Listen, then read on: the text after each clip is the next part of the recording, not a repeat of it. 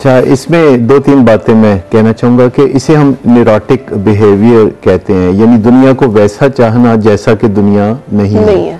अच्छा, दुनिया का जो सॉफ्टवेयर है जिस पे ये दुनिया सारी काम करती है, ये फेयरनेस पे मबनी नहीं है। जो हम अक्सर कहते हैं इट्स नॉट फेयर, तो उस पे हम फिर रिजेंट करते हैं, रंज करते हैं और लोगों से फिर हम गिले शिकवे बहुत ज्यादा करते हैं, उलझते हैं। हम चाहते हैं दुनिया हमारी मर्जी से चले, तो ये तो दुनिया तो खुदा की मर्जी पे चलती है। तो मुझे याद है एक ज़माने में मेरा ये रवैया था कि मुझे बड़ा गुस्सा आता था, आज से कोई 30 साल पहले की बात है, इस बात पे गुस्सा, उस बात पे गुस्सा।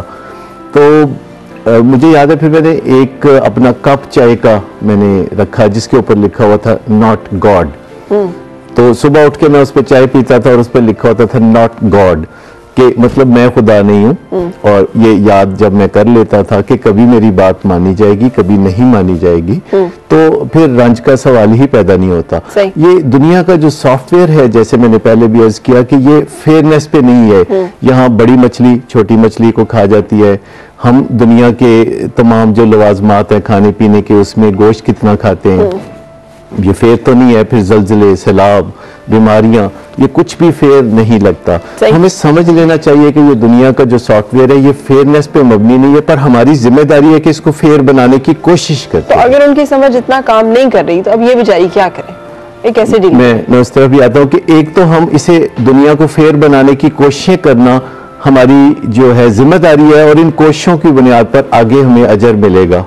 जो जन्नत दोज़ख का तस्वर है वो इस बात पे है कि हम दुनिया को, जो कि बेसिकली फेयरनेस के प्रिंसिपल पर नहीं है, और ये खेल शुरू होता है जब हमारी जिंदगी का, तो हम इस दुनिया को कितना फेयर बनाने की कोशिश करते हैं अपनी हद तक, और दूसरों के ऊपर भी असरअंदाज होके।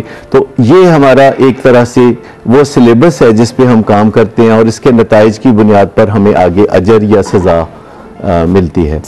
तो जन्नत का निज़ाम जो है, जहाँ कोई बीमारी नहीं होगी, जहाँ कोई दुख तकलीफ नहीं होगा, जहाँ कोई जलजला सैलाब नहीं होगा, तो वो फेयरनेस का है। तो अगर ये दुनिया भी फेयरनेस पे होती तो फिर दुनिया और जन्नत में फर्क ना होता। एक तो ये समझ लेना चाहिए। दूसरा, जो लोग भी किसी पैराडाइम से ऑपरेट कर रहे होते हैं, तो जब तक उनकी पैराडाइम नहीं बदलती, यानी वो पीछे जो पसे पर्दा नजरिया है, जब तक वो नहीं बदलता, उनकी उलझने नहीं जाती, तो ऐसे मौकों पर लेक्चर देना बिल्कुल कारआमद नहीं होता। अच्छा, तो अगर वो खुद अपने मियाँ के लिए सहूलतें भी पैदा करें, तो वो इतनी सहूलतें पैदा नहीं कर सकते कि जिससे मियाँ खुश हो सके। मियाँ के खुश होने की जिम्मेदारी आखिरकार मियाँ पे है, पर बीवी की इंटेंशन होनी चाहिए, इरादा होना चाहिए। मियाँ बीवी के रिश्ते में जब मुझे यह मसला नजर आ रहा है ना, वो खुद तो खुश नहीं रहते, वो दूसरों को भी खुश नहीं रहने देते। नेचुरली उनको हर चीज जो है ना अनफेयर लगती है। सही। तो जब तक वो उनका ये जो मेंटल मैप है, हमारे मेंटल मैप्स होते हैं, यानी जिन्हें हम आदतें कहते हैं, वो एक्चुअली मेंटल मैप्स होते हैं। जो काम हम रोज करते हैं,